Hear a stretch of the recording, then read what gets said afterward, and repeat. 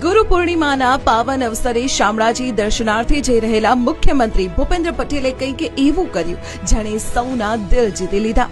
Protocol અને VIP કાફલાની ચિંતા કર્યા વિના મુખ્યમંત્રીએ લુસડિયા ગામ પાસે અચાનક પોતાનો કાફલો રોકાવી દીધો અને એક સામાન્ય નાગરિકની જેમ સીધા જ જનતાની વચ્ચે પહોંચી ગયા। ગૌરી વ્રત કરતી નાની દીકરીઓએ જ્યારે માથે સુશોભિત કળશ સાથે હર્ષોલ્લાસથી સ્વાગત કર્યું ત્યારે મુખ્યમંત્રીએ પણ અહોભાવ સાથે તેમની સાથે વાતચીત કરી। રસ્તા પર ઉભેલા શાળાના બાળકો સાથે સ્નેહપૂર્વક વાર્તાલાપ કરી તેમને અભ્યાસ માટે પ્રોત્સાહિત કર્યા। રાજ્યના મુખ્યમંત્રીનો આટલો સરળ, સહજ અને જમીન સાથે જોડાયેલો અવતાર જોઈને ગ્રામજનો અને બાળકોમાં ભારે ખુશી અને ગૌરવની લાગણી વ્યાપી ગઈ।